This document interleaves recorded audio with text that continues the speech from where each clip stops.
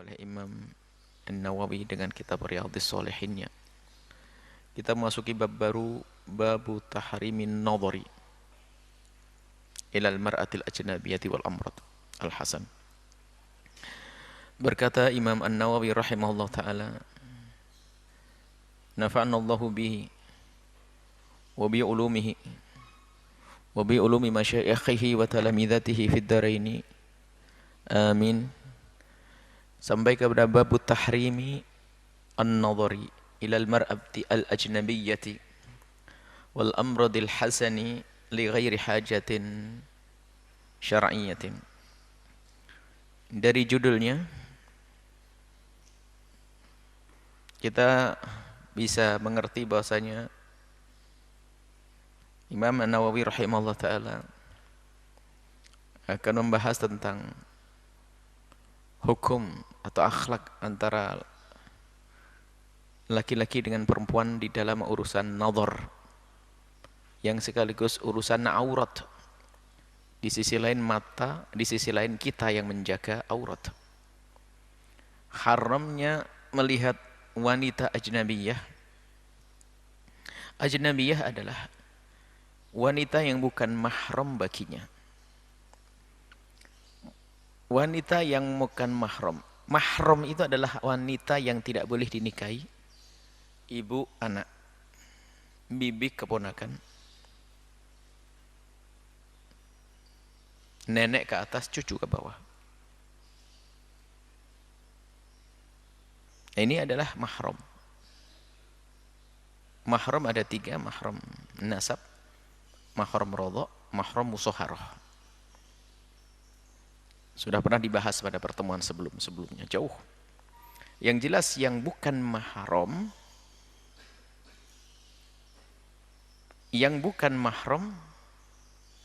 itu nggak boleh kita melihat mereka. Mana yang nggak boleh kita lihat? Akan dijelaskan di sini. Yang mungkin kemudian yang kedua adalah amrad al-hasan. Laki-laki yang fisiknya bagus dan belum berjenggot. Belum tumbuh jenggot, belum tumbuh kumis hitamnya. Karena ini ada fitnah di balik ini semuanya. Subhanallah, sudah diantisipasi supaya tidak masuk kelainan-kelainan di dalam urusan-urusan seperti ini. Tidak akan, kalau sudah mendengar ini, patuh dengan petuah Imam Nawawi semacam ini, nggak akan masuk yang selama ini kita takutkan, masalah LGBT, perempuan dengan perempuan senang, laki-laki dengan laki-laki senang, homo. Karena sudah dibatasi dari awal. Pembahasan semacam ini sudah jelas disebut dalam kitab-kitab. Yang tujuannya adalah untuk memuliakan mereka itu agar kembali kepada tabiat normalnya, supaya tidak berada dalam kelainan terus. Al-amratul hasan, anak-anak yang wajahnya bersih, ganteng, amrad namanya. Amrad belum berjenggot. Bahkan kadang, ini fitnahnya besar. Fitnahnya besar sekali. Jangan dianggap sepele. Bahkan ada sebagian yang amrad tampak lebih cantik daripada laki-laki. Kemudian, daripada perempuan. Lebih dari itu, kalau seorang laki-laki dengan perempuan mudah dipantau oleh seseorang. Tapi kalau laki-laki dengan laki-laki mungkin dianggap itu bersahabat, tak taunya di balik itu semua adalah kehinaan. Ini disebutkan di bab di judulnya. Wong lihat saja nggak boleh, apalagi pegang-pegang. Makanya ilmu itu bukan sekedar kita baca, kita rasakan, kita sadari, kemudian kita terapkan. Jangan sampai ada komunitas orang menuntut ilmu, tak taunya sudah nggak peduli dengan yang demikian ini. Ini bab di kitab Riyadhus Shalihin yang mereka membaca, kita membaca, semuanya membaca. Lihat nanti pendidikan. Jadi ilmu itu bukan sekedar kita baca kitab khatam selesai, bukan. Akan tapi ilmu yang bermanfaat itu yang yuthmir, yang membuahkan amal kepada kita. Qala Allah Ta'ala, seperti biasanya Imam Nawawi mengutip, illa lihajatin li ghairi hajatin syar'iyyan, kecuali ada hajat. Ada hajat boleh saja seorang laki-laki libat al hajat, jual beli, khidbah. Kita pengen tahu ini anak siapa, kenalnya, anak saudara, itu lain. Nanti insyaallah diserahkan. Kalau Allah Subhanahu wa taala berfirman, "Qul lil mu'minina a'udzubillahi minasyaitonir rajim. Qul lil mu'minina yaghuddu min absarihim."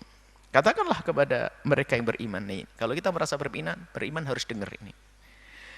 Qul lil mu'minina, katakan kepada mereka yang punya iman tuh. Yaghuddu min absarihim, hendaknya menjaga matanya. Menjaga matanya. Dari apa? Dari melihat yang haram. Laki-laki melihat perempuan, perempuan melihat laki-laki, termasuk laki-laki melihat. Jadi martabatnya begini, tingkatannya. Laki-laki melihat perempuan, 1, 2 perempuan melihat laki-laki.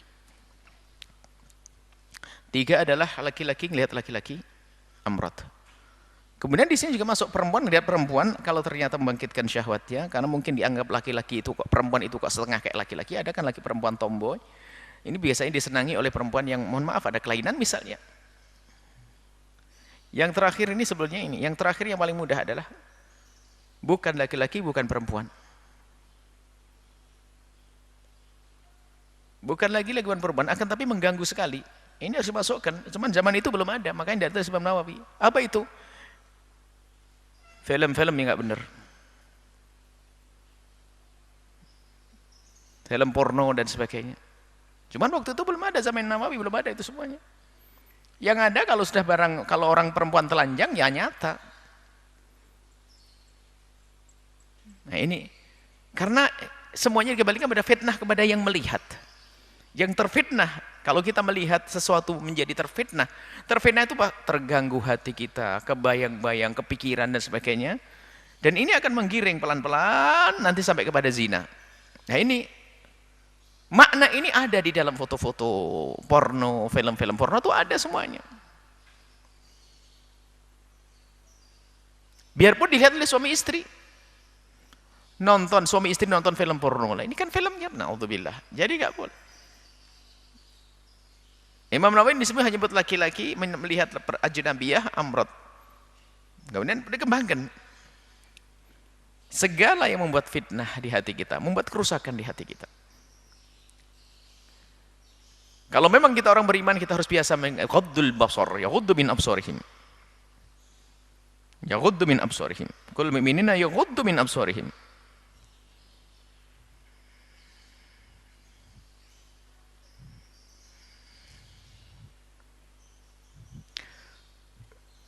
Kemudian Allah juga, ya, Imam Nawawi juga memetik satu firman Allah, inna sam'a wal basara wal fu'ada kullu ini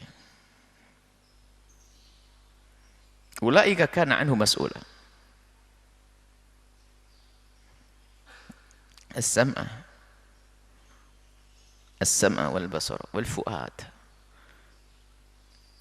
As-sam'a wal basara wal fu'ad. Semuanya akan ditanya. Nah, ini rentetannya itu dengar dulu, ngelihat dulu, masuk di hati. Itu fitnahnya datang di situ. Tidak disebut langsung hati. Hati ini aman-aman saja. Kalau pintunya dijaga. Lah pintu menuju hati itu hanya 2, nggak ada selain itu. Hanya telinga dengan mata.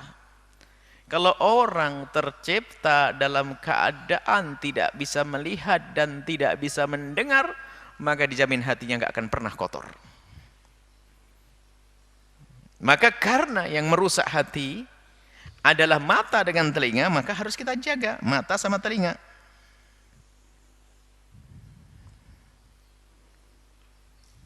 Mata dengan telinga. Inna sam'a wal basar wal fu'ada. Kemudian Allah menyebutkan lagi, ini semua bakal ditanya oleh Allah, kau gunakan matamu untuk apa? Berangkat dari sini maka jangan ngentengkan pandangan tadi, termasuk nonton film, video-video, YouTube yang bangkitkan syahwat, jangan dianggap hanya sebatas mata. Tidak, kita punya otak dan otak ini akan menyambungkan ke hati kita sehingga naudzubillah otaknya sudah otak kotor, otak porno, otak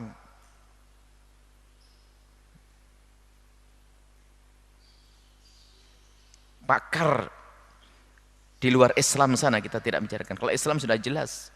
Pakar di luar Islam sana sudah betul-betul memastikan bahwasanya Yang kecanduan tontonan-tontonan kotor itu lebih membahayakan daripada orang kecanduan.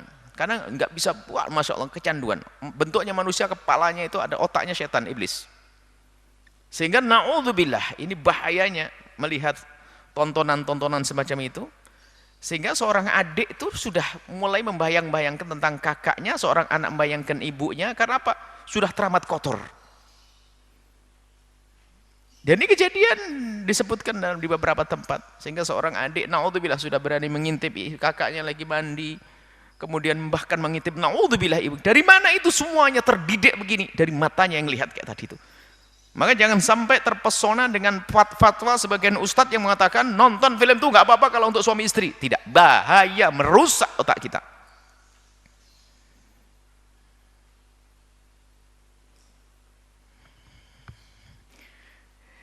Makanya sama wal basar, dari mata dengan sama penglihatan, mata sama pendengaran. Inilah yang akan memberikan berita nyambung ke hati. Hati akan rusak. Hatinya pikirannya kemana? Kotor terus pikirannya. Padahal sudah punya yang halal dan sebagainya. Nah, karena sering melihat yang kotor, kebayang.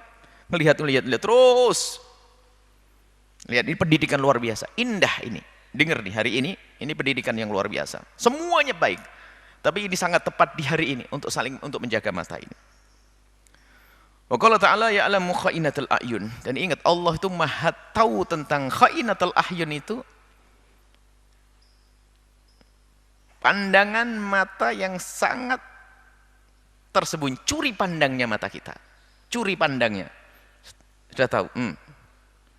Allah tahu. Ngelihat lap gitu, curi pandang. Kalau gini itu kan di sini nggak kelihatan. Kalau kita gini, ini nggak ketahuan. Nah, ini khainatul ayun gini. Pengkhianatan, dusta. Nah, ini masuk, termasuk melap, ngelihat sepintas tentang keharaman. Wa ma tukhfis sudur, dan apa yang disembunyikan di dalam hati, Allah tahu kekotoran hati kita karena tontonan itu. Maka jangan main-main. Jangan main-main. Dan biarpun punya halal, na'udzubillah. Kalau suka nonton yang demikian itu, melihat aurat, baik aurat yang secara nyata, mohon maaf. Sudah punya istri, dia melihat di pinggir jalan, matanya jelalatan, dia lihat perempuan, bahkan mungkin lihat perempuan yang membuka aurat semuanya dan sebagainya. Ngerusak hatinya, sehingga istrinya pun semakin hari semakin kurang bernilai bagi dia. Begitu sebaliknya seorang wanita yang matanya jelalatan, nanti akan menyimpulkan bahasanya suamiku tidak seperti dia. Ini musibah. Maka dalam Al-Quran sudah dipangkas dulu agar hati ini fokus kepada pasangan yang halal, kemudian terjaga hati dan pikiran serta mata dan telinganya. Kullil mu'minina yaghuddu min absarihim. Yaghuddu min absarihim. Inna rabbaka labil mirsad. Allah Ta'ala berfirman, inna rabbaka labil mirsad. Harus kita kayak ini, inna rabbaka, sungguhnya Tuhanmu itu senantiasa melihatmu, mengawasimu. Enggak ada yang luput dari pandangannya. Ini.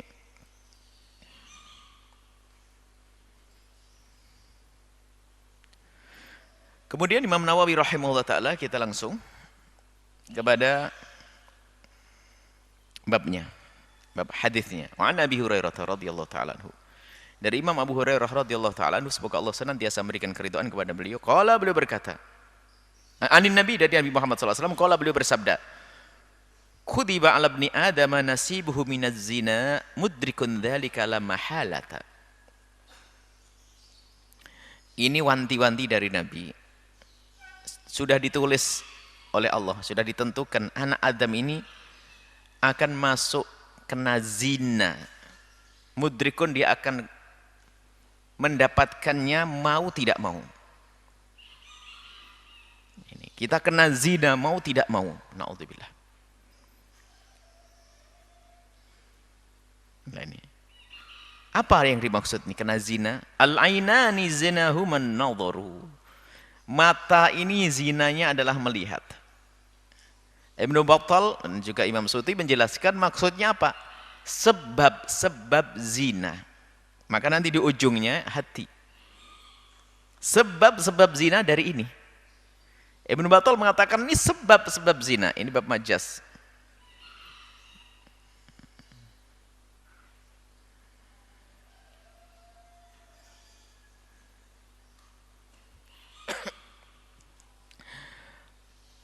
Wa zinahuma wal udhunani, telinga itu zinahuma zina lil istima'u, dengar yang tidak baik, zinanya telinga.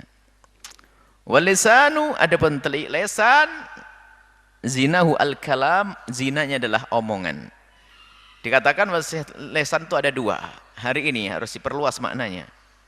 Lesan ada dua, lesan yang berucap sama tangan yang menulis. Sehingga dikatakan al-qalamu ahadu lisanaini. Yang namanya pena itu salah satu daripada dua lesan. Nah, sekarang memang tidak ngomong begini, tapi WA-nya komentarnya pedes. Merusak orang, membangkitkan syahwat. Ini lesan, zinahu al-kalam, ngomong yang nulis yang jelek. Wal yadu zinahuma zinaha al-batash. Al-batash itu adalah melakukan keharaman dengan tangannya, bisa memukul, mengambil yang haram, itu batash. Wal rijlu, adapun kaki, zinaha, zinanya kaki al-khuta, melangkah ke tempat yang tidak baik. Nah, dimulai daripada tadi apa? Mata melihat yang membangkitkan syahwat. Coba. Telinga mendengar yang membangkitkan syahwat. Lesan yang ngomongnya pun juga membangkitkan syahwat. Tangan dan kaki akan membawa dia untuk memenuhi syahwatnya.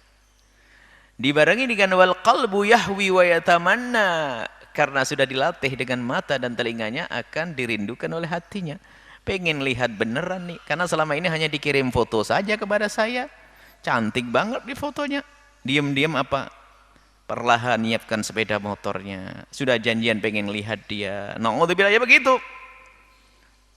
Nah, tinggal dia bisa berhenti sampai di sini atau tidak. Kalau ini sudah namanya manusia, kadang seperti itu kita ngelihat orang, ngelihat wanita enggak laki-laki, manusia biasa, cuman kadang-kadang tiba-tiba tersentak kita dengan kecantikannya misalnya, mungkin sapaannya, kelembutannya, mendengar omongannya yang, atau mungkin bangkitkan syahwat semuanya.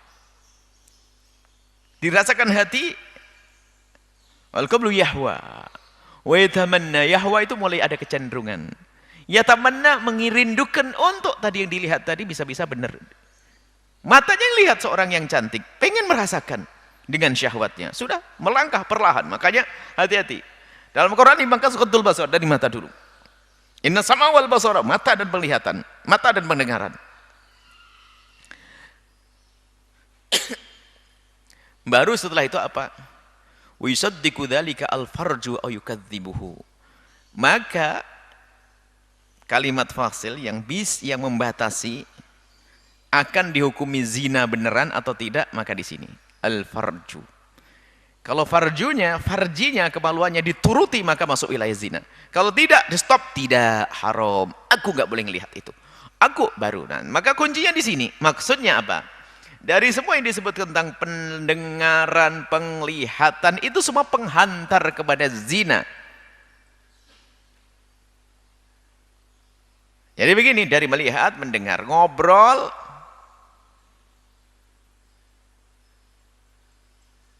salam, kalam, ngomong dulu, diskusi, baru sampai terjadi perzinaan.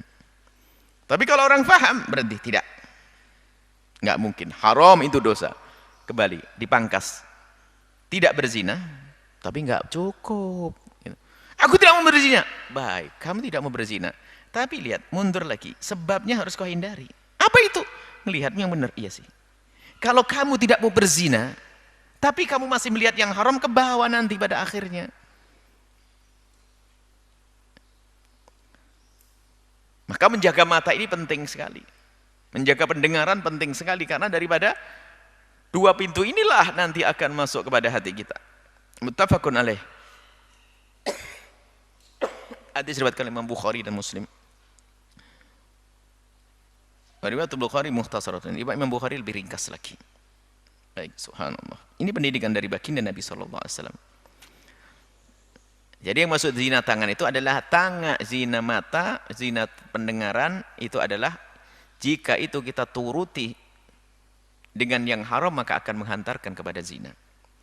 Wa an Abi Sa'id Al-Khudri, dari Abi Sa'id Al-Khudri radhiyallahu taala anhu anin Nabi, dari baginda Nabi Muhammad sallallahu alaihi wasallam, iyyakum wal julusa fi turuqati. Awas, jangan kamu duduk di pinggir-pinggir jalan yang orang berlalu lalang. Qalu ya Rasulullah, ma lana min majlisin nabuddun, ya Rasulullah, kami tidak bisa meninggalkan begini ini. Ini kebiasaan kami dan tempat kami, ini susah. Rumah kami di pinggir. Kan ada sebagian rumah, tolong, kayak di kota-kota, di gang-gang kampung itu kan, Masya Allah, di gang-gang perkampungan di kota ini kan sempit banget. Sehingga hanya ada misalnya depan rumahnya apa aja, apa namanya, kursi sedikit, duduk berempat, berlima di situ.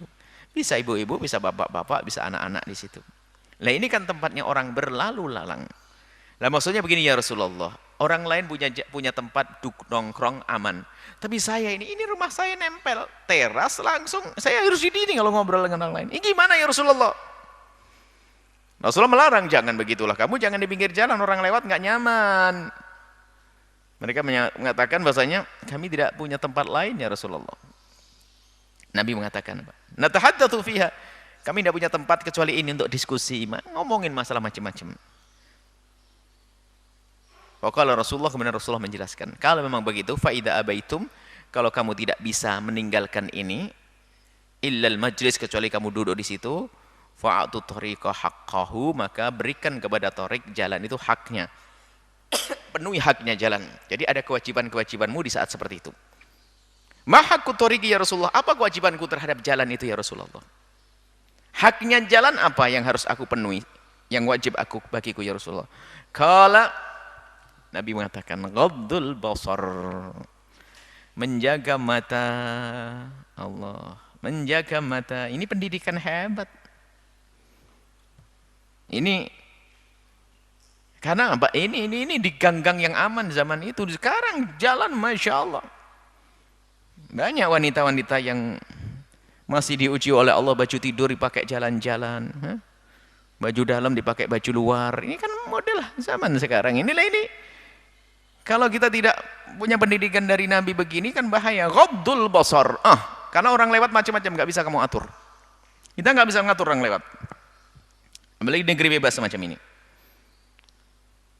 Maka jaga matamu. Nah ini santri semuanya harus nomor satu. Makanya pernah suatu ketika Buya marah sebuah tempat ini. Ada mobil lewat, langsung matanya santri putra. Masya Allah, ini bukan santri.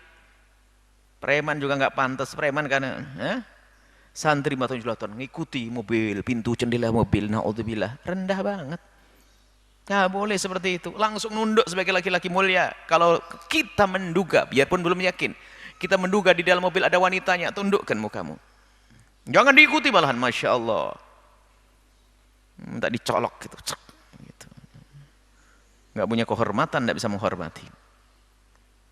Kalau ada ngerti itu ada perempuannya, langsung menunduk. Ini hebat wanita, laki-laki mulia, ini menghargai wanita. Dan wanitanya sendiri harus tahu dong, harus tahu diri biar dihargai. Hargai dirimu.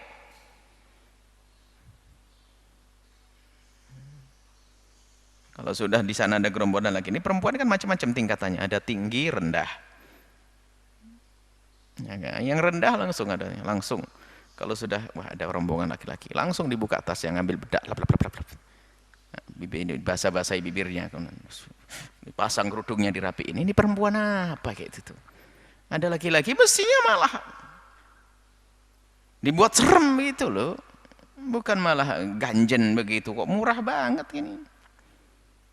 Ini ada ini laki-lakinya menjaga, perempuannya memang layak dijaga, perempuan semacam itu. Ada orang ganjen action, kalau ngeliat laki-laki sudah langsung. Di pos sana ada laki-laki misalnya, waduh bingung berangkat sudah mau nanti lewat sana.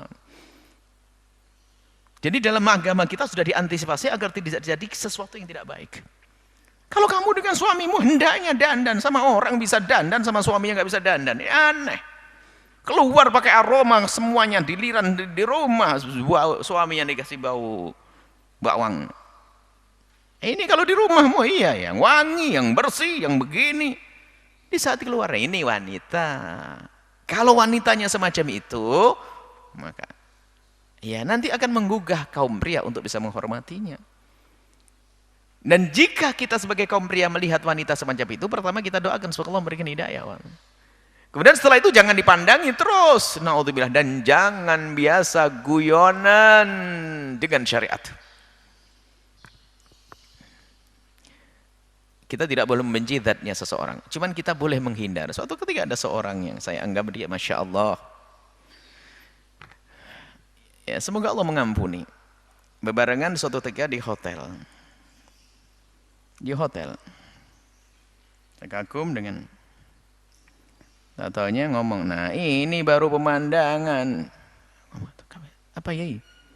Ini baru pemandangan di pondok ngelihat anak pakai kerudung semuanya. Ini baru pemandangan nih pakai rok pendek. Astagfirullah. La ilaha illallah inna lillahi Allah. Ini omongan apa ini? Ini ustadz mulai. Setelah itu daripada saya ketularan, saya akan lemah juga. Saya tidak akan kumpul lagi dengan orang semacam itu. Selesai. Goodbye. Ajib. Ada santri 2 yang ngawal padahal dia. Masuk kita bareng-bareng langsung ngomong, ini baru pemandangan. Apa ya? Di pondok sambil guyon, di pondok nonton anak pakai kerudung semuanya. Ini baru. Astagfirullah innalillahi ya Allah. Lah ini guyonan tentang syariat itu bagaimana? Jangan main-main urusan syariat. Kalau memang hobimu jelek suka nonton demikian, antara engkau dengan Allah sudah. Dan minta ampun saya. Jangan diungkapkan. Minta ampun kepada Allah. Ini. Makanya bergaul itu juga penting karena kita akan ke bawah. Coba kalau kita sering kumpul dengan orang biasa guyonan begitu, ke bawah besok. Makanya kita ada beberapa anak kita amati di saat bergaul dengan sebuah kelompok, nanti omongannya sudah berbeda kadang-kadang. Anak-anak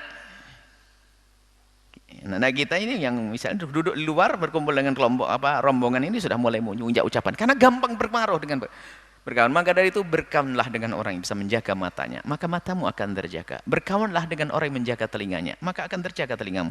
Kalau kamu berkawan dengan orang yang sudah tidak pernah menjaga, akan ke bawah, ketularan.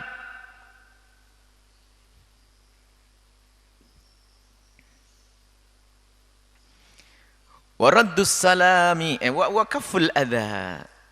Tidak boleh mengganggu mereka, tidak boleh mengganggu kalau ternyata jalannya sempit sampai mereka tidak bisa lewat, nggak boleh dong kita ngalah, mereka punya hak untuk melewatinya. Jangan ganggu mereka. Kaful adha, jangan ganggu mereka. Adha itu menyakitkan, mengganggu. Waraddus salam, menjawab salam kalau mereka mengucapkan salam. Kemudian al-amru bil ma'ruf wan nahyu 'anil munkari, mengajak kepada kebaikan di situ. Dan menghentikan kemungkaran. Karena kita melihat, kalau melihat kemungkaran di jalan harus kita hentikan dong. Kalau melihat kemungkaran di gang-gang kita, karena kita berada di situ harus kita mengingatkan. Kalau kita di rumah tidak kelihatan lain cerita. Tapi kita melihat di mata kita, maka kita harus bisa amar ma'ruf nahi munkar. Baik. Hadis selanjutnya. Wa Abi Talhah Zaid bin Sahal radhiyallahu ta'ala anhu, dari Sayyidina Abi Talhah. Kunna qu'udan fil afniyati. Kami duduk di halaman rumah ya, rumah gang. Kalau rumah kampung di Jawa atau di luar Jawa khususnya, apalagi di Jawa yang desa-desa itu, di kampung yang desa itu, halaman rumah itu jauh dari jalan raya. Tahu rumah kita itu dari jalan itu, dari gerbang itu ke rumah itu berapa puluh meter, itu jauh banget. Itu kan tradisi rumah dulu. Lalu kalau gini kita nongkrong di depan di halaman rumah kita, di halaman rumah kita, ya nggak ketemu jalan.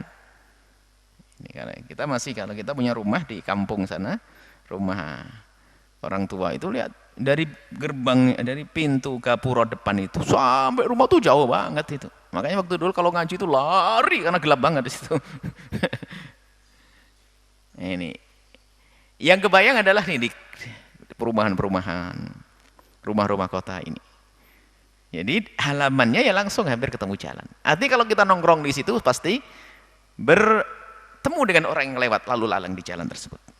Nah ini kalau kata gimana? Natahaddatsu fiha. Kami biasa berbicara bincang-bincang di situ ya Rasulullah. Kami berbincang-bincang di situ, kata Talhah, Abi Talhah. Faja'a Rasulullah, kemudian Nabi Muhammad datang. Faqama alaina. Kemudian Nabi datang kepada kami, kemudian berkata, faqala, ma lakum wal majalisa as-su'udati. Kenapa kamu kok duduk-duduk di jalan seperti ini? Ada apa? Malakum, kenapa kalian itu wal majalis as-su'adati? Kenapa kamu kok berada di majelis, kok di pinggir jalan? Itu ngapain? Su'adat itu adalah jalan. Ijtanibu majalis as-su'udati.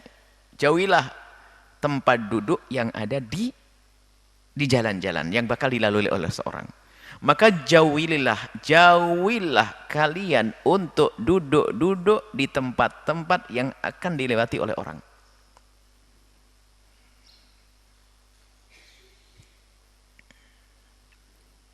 Kulna, kemudian kami jawab, inna maq'adna li ghairi ma ba's. Kami duduk bukan untuk apa-apa ya Rasulullah, tidak ada tujuan jelek. Qa'adna natadzakar, kita saling diskusi ilmu nih, karena tempat kita hanya di sini ya Rasulullah. Mau kemana lagi, rumah kita di sini. Ini teman saya yang ngerti, pintar ilmu ini. Jadi kita nongkrong di sini. Wa natahaddath, ngobrol-ngobrol ngalor ngidul. Tapi nggak ada haram ya Rasulullah. Baik. Immala, qala Nabi, immala, kalau kamu tidak bisa meninggalkan ini dan harus di situ karena tempatmu memang di situ, nggak ada pilihan lain. Fa'addu haqqaha, penuhilah haknya jalan. Artinya kamu punya kewajiban-kewajiban. Memberi hak itu adalah melaksanakan kewajiban. Ghaddul basar, menjaga mata. Matamu yang kau jaga. Raddus salami, menjawab salam. Wa husnul kalami, ngomong yang baik. Jangan bikin orang kesel. Nanti kadang ada orang buat kita komentar celekat-celekit. Rawahu Muslim, hadis riwayat Muslim, riwayat Imam Muslim. As-su'udatu bidhammi shadi wal aini. As-su'udatu ay at-turuqatu, jalan-jalan. Baik, kemudian hadis selanjutnya.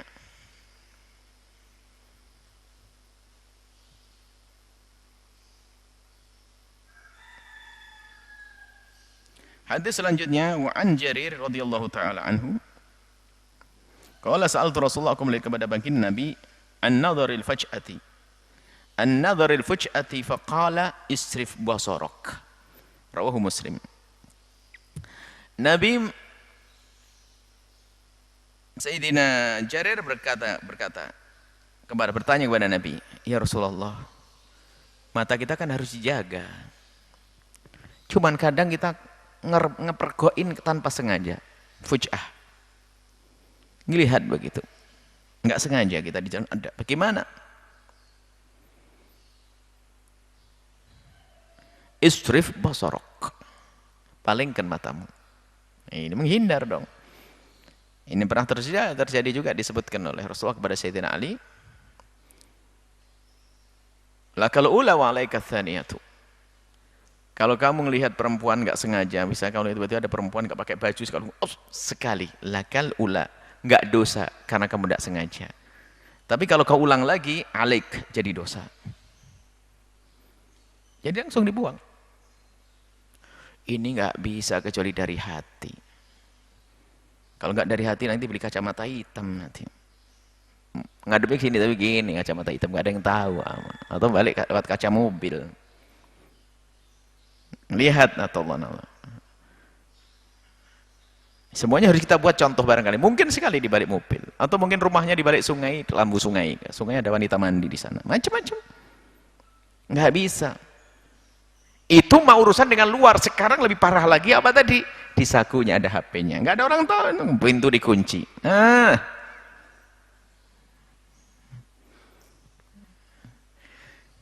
Carilah dirimu di mana kira-kira. Kalau dirimu termasuk golongan yang di pinggir sungai tadi, maka berhentilah. Jika dirimu termasuk yang punya mobil sering mengintip dari spion mispil, berhentilah. Jika dirimu termasuk yang di kamar suka melihat melalui HP atau internet, berhentilah. Lihat dirimu sendiri, kita sendiri. Untuk adul basar. Srifna basarak. Palingkan semuanya. Karena kalau tidak kamu palingkan, nancep nanti. Kalau sudah nancep, tidak bisa dihilangkan. Membekas selama, biarpun mungkin itu sudah mati orang itu. Sudah nggak ada di dunia ini. Cuman karena pernah kita melihat kebayang-bayang terus. Na'udzubillah. Manusia normal gitu. Maka lebih baik kita jaga mata kita. Alumi salamata dari Bisalamah radhiyallahu ta'ala anha. Qalat kuntu inda Rasulullah, aku bersama Rasulullah, wa indahu Maimunatu. Aku bersama Rasulullah dan di situ ada Sayyidah Maimunah. Fa aqbala Ibnu Maktum. Datanglah Sayyidina Abdullah ibn Ummi Maktum. Sahabat Nabi, tukang azannya Rasulullah, selain daripada Sayyidina Bilal. Abdullah bin Maktum itu buta orangnya. Wadzalika ba'da an umirna bil hijabi, yaitu setelah kami diperintahkan untuk menggunakan hijab. Jadi ada perintah hijab. Hijab itu menutup aurat. Kalau Nabi SAW, kemudian Nabi SAW menyebutkan ihtajiba minhu. Ihtajiba minhu. Buatlah hijab, penutup dari orang tersebut. Fakulna, kami bertanya, ya Rasulullah, alaysa huwa a'ma? La yubsiruna, ya Rasulullah, kok saya suruh menutup aurat? Bukankah dia buta ya Rasulullah? Orang buta enggak ngelihat kita. Wala ya'rifuna, dan tidak mengenali kita. Faqala Nabi menjawab, afa'am yawani, baik, apakah kamu berdua ini buta? Antuma alastuma tubsirani, apakah kamu buta wahai Ummu Salamah dan Maimunah? Apakah kamu buta? Bukankah kamu bisa melihat? Nah, Rawahu Abu Dawud at-Tirmidzi wa qala hadis sahih.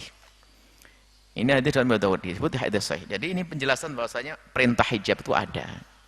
Maka aneh sekali kalau bukan ini hadis diperselisihkan, memang ada mengatakan tidak sahih. Tapi perintah hijab itu banyak. Dalam Al-Qur'an surat Nur banyak disebut tentang perintah hijab. Jadi kalau pembahasan hijab itu sudah sempurna. Enggak perlu lagi dibahas lagi, wajib menutup aurat. Makanya kita kadang heran orang di akhir zaman masih mendiskusikan tentang rambut bukan aurat dan sebagainya. Innalillah. Bagaimana ini? Sudahlah, kita itu belajar tuh yang kenceng, benar, demi kemaslahatan, sudah, bukan untuk pamer kaya-kayaan ilmu, bukan, kita ingin patuh apa yang dikatakan para ulama. Ya, ini sudah jelas kalau masalah perintah hijab. Nah, adapun kisah Sayyidah Maimunah sama Ummu Salamah disuruh menutup dirinya di hadapan orang buta, di hadapan Nabi, yang istri kan, di hadapan orang buta, maka ini para ulama mengatakan ini adalah masalah adabnya, ini spesial untuk keluarga Nabi. Dan sebagian mengatakan juga berlaku kepada kita. Kenapa? Untuk melatih wanita itu agar punya kebiasaan, punya rasa malu, biarpun dia orang yang tidak melihat. Jadi kebiasaan baik harus tetap dihadirkan. Jadi membiasakan, makanya biarpun di depan perempuan, sama-sama perempuan, membiasakan dengan baju begini juga bagus. Bukan mentang-mentang sama perempuan langsung pakai baina surati wa rukbati seenaknya sendiri, begitu ya enggak. Artinya perlu membiasakan dengan kebiasaan baik, biarpun sebetulnya secara hukum tidak wajib menutup aurat. Karena apa? Memang laki-laki itu buta. Buta beneran maksudnya. Bukan pura-pura buta kan, kacau. Buta beneran, kita tahu setiap hari bahasanya dia buta. Maka ini bukan sebuah kewajiban, akan tapi itu sebab keutamaan, kemuliaan saja. Biarpun dia buta, tetap seorang wanita hendaknya menjaga auratnya agar biarpun tidak dilihat, akan tapi menjaga. Itu sifatnya kemuliaan untuk dirinya sendiri. Ini kemudian hadis selanjutnya adalah Wan Abi Sa'id Al-Khudri radhiyallahu ta'ala anhu anna Rasulullah sallallahu alaihi wasallam qala. Ini mulai ini. Ini inti judulnya. La yanzurur rajulu ila auratir rajuli. Jumhur ulama. Bukan ini kalau masalah tidak boleh melihat aurat itu kesepakatan, enggak ada khilaf dalam hal ini. Cuma nanti perbedaan aurat itu sampai di mana sih? Tidak boleh seorang laki-laki melihat auratnya laki-laki. Auratnya laki-laki di depan laki-laki, jumhur ulama adalah, khususnya di dalam mazhab kita Imam Syafi'i, antara pusat dengan lutut. Biarpun itu anaknya sendiri nggak boleh. Nggak boleh kita melihat antara pusat dengan lutut. Coba kebayang. Bagaimana nyantri terus mandi bersama, berdua di kamar mandi, telanjang baju semuanya. Allah, ini bagaimana? Padahal juga membaca kitab Riyadhus Shalihin juga. Bahkan di kitab paling dasar yang namanya kitab Safinatun Najah dijelaskan. Cuman kenapa kok ini tidak diamalkan? Haram mandi berdua, jangan membuka aurat. Bahkan mungkin barang-barang sudah nggak malu lagi, sama-sama di sungai biur, tetap harus pakai celana panjang yang menutup aurat sampai lutut. Jadi ilmu itu bukan hanya sekedar kita dengar, kita amalkan. Apalagi jika pelanggaran ini dinisbatkan ke tempat belajar agama, ini aneh sekali. Lalu untuk apa kita belajar ilmu, kata Imam Ghazali, kalau bukan untuk diamalkan? Hanya pengen dibilang kalau dia alim, faqih. Hanya pengen dibilang dia jago dalam diskusi. Pengamalannya mana ini? Nah, kalau di pondok sini pelanggaran besar, mandi berduaan sudah habis, bisa dikeluarkan dari pondok, ngerusak, ngapain? Buka aurat haram, buka pusat dengan lutut. Apalagi naudzubillah, aurat besarnya kelihatan kadang, astagfirullah. Sudah biasa berduaan mandi. Biarpun nggak ada syahwat di sini, biasa saya mandi nggak apa? Oh, nggak ada istilah biasa-biasa. Haram ya haram sudah. Termasuk perempuan dengan perempuan.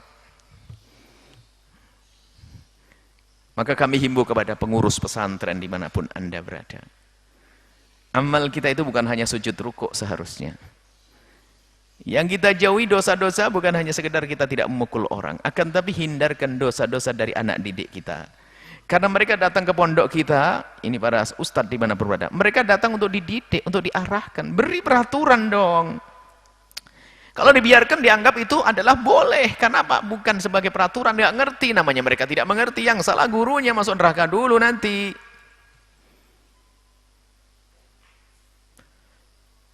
Ilmu ini juga bukan ilmu sembunyi, bukan ilmu yang orang awam nggak bisa tahu. Ini orang awam pun tahu sebenarnya kalau baca kitab paling kecil.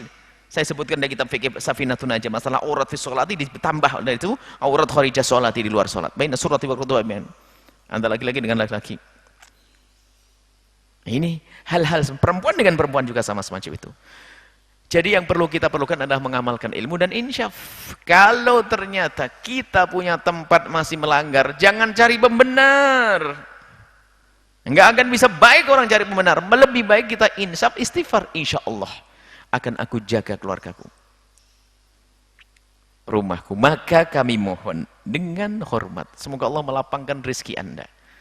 Semelarat-melaratnya dirimu, tolong kamar mandimu itu buatkan pintu yang sekiranya orang dari luar tidak bisa melihatnya dan dikunci. Apalagi zaman ini zaman rusak tadi, suka nonton film kotor dan sebagainya, akhirnya adik perempuannya mandi pura-pura buka pintu atau lewat karena nggak ada pintunya. Ada sebagian rumah tidak. Bukan karena mereka tidak punya duit, karena tidak pernah dipikirkan bab ini. Termasuk pengurus masjid ini. Pengurus masjid utamakan pembuatan toilet yang tertutup. Bahkan itu lebih wajib daripada membuat masjidnya dengan bangunan megah. Bangunan megah itu keindahan, kesempurnaan. Sebab yang namanya masjid itu adalah cukup dikasih patok 4, 1, 2, 3, 4 diniati masjid, langsung jadi masjid. Pahalanya sama, nggak ada beda. Tapi kalau kamar mandi kebuka auratnya, dosa. Kiainya duluan, pengurus masjidnya duluan. Ini semoga didengar ini. Sampaikan kepada pengurus-pengurus masjid itu, buat toilet dan dipisah laki-laki perempuan, tempat wudhunya lagi perempuan. Ada sebagian masjid supaya tempat wudhu laki perempuan bareng semuanya. Innalillah. Kebayang ini, yang pertama ditanya siapa, ya kiainya. Tuh, naudzubillah. Kiainya lagi umroh lagi. Dianya lagi umroh, sujud depan Ka'bah, dosanya ngalir. Jadi ilmu perlu keinsyafan, perlu kesadaran, perlu amalan, diamalkan. Laki-laki dengan laki-laki, termasuk di dalamnya adalah walal mar'atu ilal mar'ati, perempuan dengan perempuan. Tidak boleh seorang perempuan melihat perempuan antara pusat dengan lutut. Masya Allah. Mandi berdua, tidak boleh. Tidak boleh untuk orang awam. Kalau santri sangat tidak boleh, karena belajar. Orang kebanyakan nggak boleh ini, kalau santri sangat tidak boleh. Makanya anggaran pondok pesantren itu hendaknya yang lebih gede adalah pembuatan kamar mandi, toilet. Kita harus paham ini. Sebab namanya buang air itu harus di tempat khusus. Kalau sholat bisa saja pindah dari sana ke sini. Depan gerimis pindah belakang bisa, tapi kalau buang air harus di tempat yang khusus, kalau tidak akan kelihatan sama orang.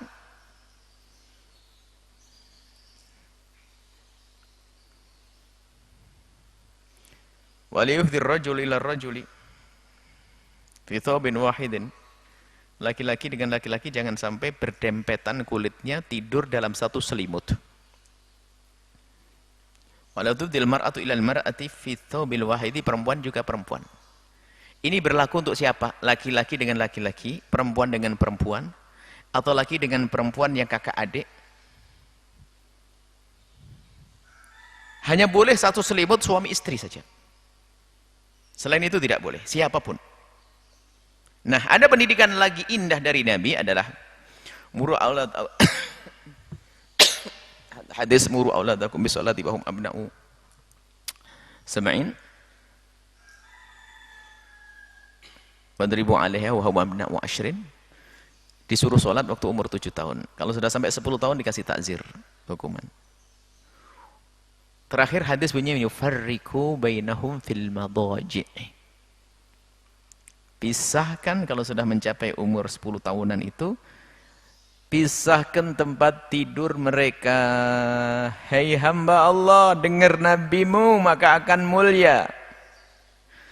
Semelarat apapun dirimu, tolong tidurnya anak gadismu dipisah dengan anak laki-lakimu. Bukan satu kasur. Ya tinggal diperapikan saja, nggak punya kamar lagi. Namanya laki-laki bebas, ruang tengah. Kursinya jadi jejer, melingkar, jadi di kursi, di dalam kursi dia kayak pagar begitu. Situ sudah kasih selimut, selesai, laki-laki. Jangan bilang tidak enak, saya menikmati juga kok tidur kadang-kadang. Bosan tidur di kasur, tidur begitu saya enak banget kok. Jangan dikumpulkan dengan anak perempuannya. Bahkan perempuan dengan perempuan yang sudah gede 10 tahun dipisah. Kalau bisa ranjang masing-masing, kalau tidak selimut masing-masing. Jangan beri satu selimut. Allah, pendidikan dari Nabi itu indah, amalkan itu semuanya. Farriqu bainahum fil madaji'. Imah, kamar mandi hendaknya ada pintunya. Kamar mandi hendaknya ada pintunya. Untuk menjaga anak perempuan kita. Kemudian pisahkan tempat tidur mereka. Kalau tidak bisa dipisahkan, akan tapi kalau perempuan dengan perempuan, iya satu kamar mungkin, tapi selimutnya harus sendiri-sendiri. Pisah. Subhanallah, pendidikan dari Nabi sallallahu alaihi wasallam. Muslim, hadis diriwayatkan oleh Imam Muslim rahimahullah taala. Kemudian masalah aurat, pembahasan aurat ya. Laki-laki tidak boleh melihat perempuan sekujur tubuhnya.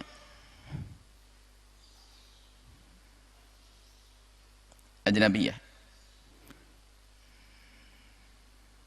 Baik. Kecuali untuk hajat. Dalam transaksi jual beli. Mungkin melihat wajah dan sebagainya. Untuk hajat biar tahu ini fulana dan fulana. Perempuan juga tidak boleh melihat laki-laki. Kecuali hajat. Seperti hajat jual beli, tahu itu anaknya paman, belajar. Itu pun hanya sebatas lihat, bukan dipanteng begitu, maksudnya ngondak. Ya sesaat-sesaat.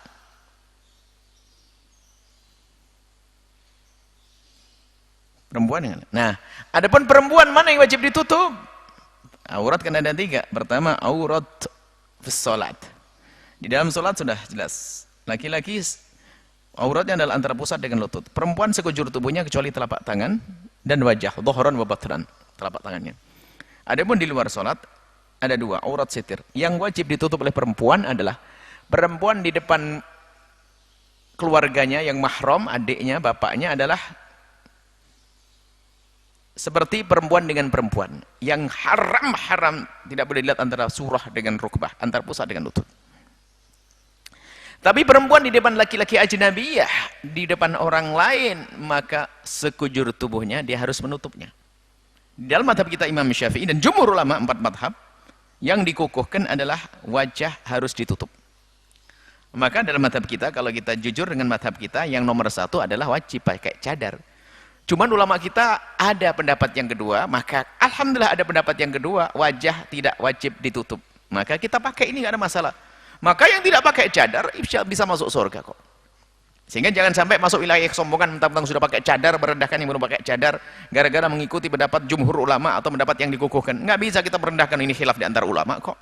Yang tidak pakai cadar sepenting benar bajunya, baju menutup aurat, bukan sekedar menutup aurat, menutup lekuk-lekuk tubuhnya. Ini Perempuan sekujur tubuhnya, pendapat yang pertama. Pendapat yang kedua adalah wajah dan telapak tangan boleh terlihat. Kaki dalam mazhab Syafi'i harus ditutup hendaknya.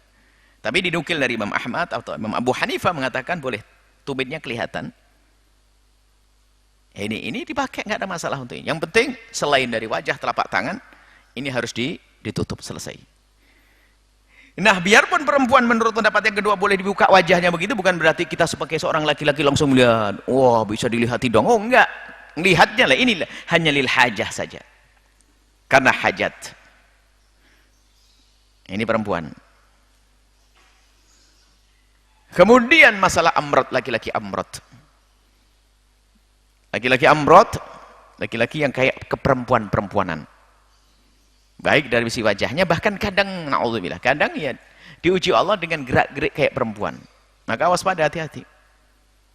Sehingga bagi seorang laki-laki yang kotor, rusak hatinya, kadang-kadang itu dianggap kayak perempuan beneran, jadi buat senang-senang dan sebagainya. Makanya pintu untuk melakukan kekejian ini sudah ditutup. Jangan lihat mereka. Imam Nawawi mengatakan seperti itu. Bahkan Pak Muhakkikin mengatakan haram memang. Makanya kalau kita melihat, kita sebagai seorang laki-laki, kok ngelihat laki-laki yang kayak keperempuan-perempuanan, maka harus hati-hati kita jaga. Khawatir kita itu bersama pandangan dan pandang kita merhati, oh matanya, oh ganteng banget matanya, ajib banget, kayak perempuan bener. Hidungnya terus mulai rusak. Akhirnya ada kecenderungan. Nah, masuk wilayah kehinaan. Ngomong. Nah, ini laki-laki. Kemudian laki-laki dengan laki-laki itu lebih mengerikan. Sebab kalau laki-laki dengan laki-laki atau perempuan dengan perempuan, orang tidak ada menduga. Sehingga kalau laki-laki kelainan, maka segera harus kita hentikan itu kelainan itu, kita obati. Laki-laki kalau kelainan, laki-laki yang syahwat dengan laki-laki ini serba salah. Dia duduk dengan laki-laki nggak boleh. Dia haram duduk dengan laki-laki berduaan. Dan dia dengan perempuan lain juga nggak boleh, karena dia kelainan. Dengan laki-laki nggak boleh, dengan perempuan nggak boleh. Sama siapa? Diobati, nggak boleh berkumpul, biar sembuh dulu. Perempuan juga demikian, na'udzubillah. Ini jangan dituruti penyakit semacam itu. Perempuan senang dengan perempuan. Ini bahaya duduk dengan perempuan, nggak boleh. Dan memang ada yang berkata, so Anda pengen sembuh. Kalau melihat perempuan itu, apalagi menurut dia cocok, itu sudah gemeteran kayak Masya Allah. Bahkan kadang-kadang harus melakukan, laki-laki melakukan. Na'udzubillah, itu kehinaan. Dosa besar, hukumannya, sebagian ulama mengatakan lebih keji daripada berzinaan. Hukumannya lebih besar. Jangan main-main perempuan dengan perempuan, na'udzubillah. Makanya kalau di pesantren sih langsung dipangkas, karena itu penyakit nular. Dipangkas, menghinakan. Penyakit yang sama. Kenapa? Kita kasihan yang lainnya. Anda ke bawah nanti. Apalagi jika yang lakukan adalah orang yang lebih dikagumi sama dia, apakah gurunya atau apanya, bakal kepengaruh nanti langsung. Dia menganggap orang lain, kakak kelas saya saja begitu, apalagi saya. Wah, perusak. Dosa. Ada sebagian berkata, Buya saya kok susah ya meninggalkannya. Yang bikin susah itu adalah hawa nafsu yang kita turuti. Ada laki-laki kalau sudah senang Islam laki itu gemeteran terus, harus dia melakukan, ngejar sampai ini. Saya bilang, itu karena hawa nafsumu. Artinya apa? Kamu tidak bisa mengkang hawa nafsu. Bohong kalau kamu tidak bisa menjaganya. Contoh, saya laki-laki normal, ngelihat perempuan cantik, dibuka bajunya, coba. Kemudian saya mengatakan saya syahwat kepada dia. Ya saya normal. Kalau dia nggak syahwat, saya nggak normal. Cuman apakah setiap saya pengen lalu saya berbuat zina kepadanya? Ya enggak dong. Apakah setiap perempuan harus saya zinai? Ya enggak dong. Kenapa saya bisa menahan? Karena saya takut kepada Allah. Gitu jawabannya. Sama kalau engkau yang punya kelainan dan masih punya takut kepada Allah, yang menghentikan pekerjaanmu adalah rasa takutmu kepada Allah. Kalau alasanmu saya tidak bisa menahan, ya sama. Yang laki dengan perempuan yang normal juga bisa nahan. Tapi kenapa kok akhirnya bisa nahan? Karena takut kepada Allah, seperti itu. Jadi banyak alasan saya nggak bisa diterima. Ada seorang perempuan begitu nggak kuat kalau sudah saya ngeliat perempuan itu punya. Terus saya gemetar, saya harus kejar dan sebagainya. Loh, sama. Kalau ada perempuan senang dengan laki-laki, apakah langsung berzina? Kan enggak juga. Nah kenapa kok dia tidak bisa berzina? Menahan hawa nafsunya. Karena itu haram. Ini yang harus kita perhatikan, masalah-masalah semacam ini. Maka waspada dan waspada ya. Tolong. Laki-laki dengan laki-laki harus dijaga. Jangan ngentengin syariat Nabi SAW. Semoga Allah menjaga kita semuanya. Menjaga syahwat kita. Mencukupkan kita dengan yang halal. Menjauhkan dari yang haram. Wallahu a'lam bissawab.